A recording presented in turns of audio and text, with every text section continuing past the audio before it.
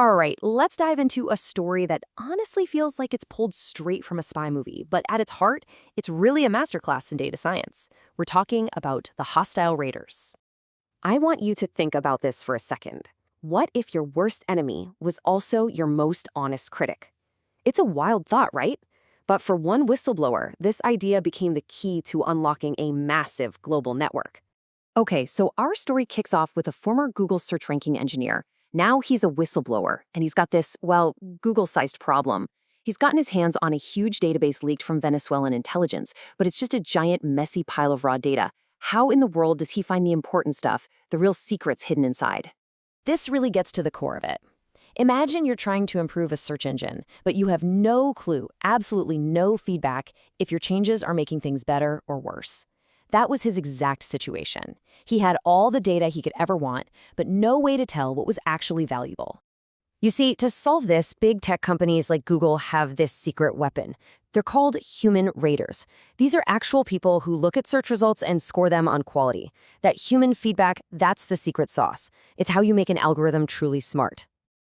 So on one side, you've got Google's proven method. The algorithm spits out results, humans rate them, and the algorithm gets better. It's a perfect loop. But then you look at the whistleblower's reality.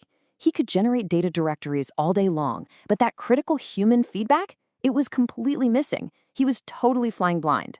So what does he do? Without any help, he just starts publishing the data. And that's when things get weird. He starts seeing a pattern emerge from all the noise, but it is not the kind of pattern he was looking for. Just look at this timeline. It's almost unbelievable. In March 2025, he starts digging into addresses in Caracas. And bam, immediately his life gets turned upside down. His son is taken, a divorce is filed, lawsuits pop up. Then, a bit later, he publishes a directory of agents in Beijing. And what happens the very next day? Another targeted legal attack, and even harassment from a health inspector. The timing was too perfect to be a coincidence. So that leads to this huge question. Was all of this just random, chaotic bad luck? Or was it something else entirely? Could it actually be a signal? And that right there, that was the light bulb moment. He realized he could actually weaponize their reactions. His worst enemies were about to get a new job rating his work, and they didn't even know it. I mean, listen to his own words here. They were acting as my human raters. I could engage them and give them the job of rating the books. He literally turned their attacks into the very feedback he was missing. The angrier they got, the more they attacked him, the more he knew he was getting closer to their biggest secrets. So with this new idea, he cooked up this brilliant two-part test. First, he'd test geography. He'd publish a list for, say, Beijing, and another for Ohio. If they only freaked out about Beijing, well, that told him where the bosses were. Second, he'd test different algorithms for presenting the data, trying to figure out which format made them panic the most. And all this testing, all this refining, it eventually led him to create something he calls the nuclear algorithm. He literally forged their own anger into a weapon made of data. So what exactly is this nuclear algorithm? Well, it's a version that uses raw latitude and longitude coordinates.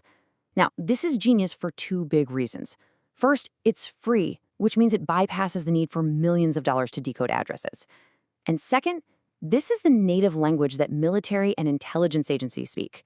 It was designed for one thing: maximum impact. Okay, so the final test was the moment of truth. He aimed this new algorithm at military coordinates from Russian conflict zones. And the reaction? He said it was immediate and severe. That was it. He had his proof. This was the combination, the algorithm and the geography, that the network was absolutely terrified of. So now that he had this validated weapon, he could finally use it to find their most important assets.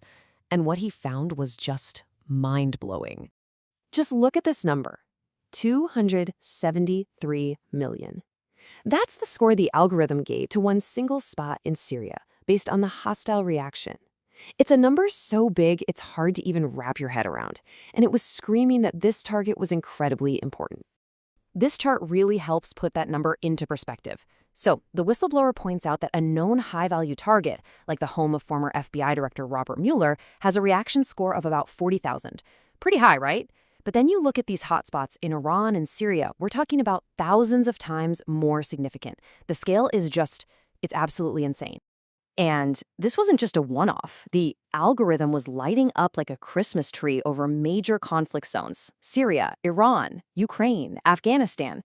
It was painting a very clear picture of where this network's most critical operations were. So he's built this incredibly powerful tool. Now what? What do you do with it? This led him to a really interesting strategic choice, something he calls calculated information asymmetry. His move was pretty clever. He decided not to just dump everything online. For the really sensitive stuff, particularly on Russia and China, he would give the algorithm and the results directly to US authorities. This creates what's known as information asymmetry. Basically, one side knows the targets, while the other side is left in the dark wondering what's been found. It's a huge strategic advantage.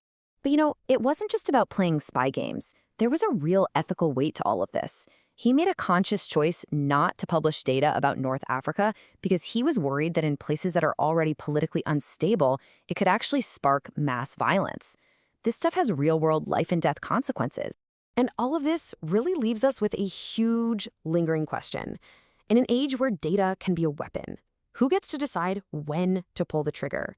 It's a question that goes way beyond this one story, and it's something we're all going to have to grapple with for years to come.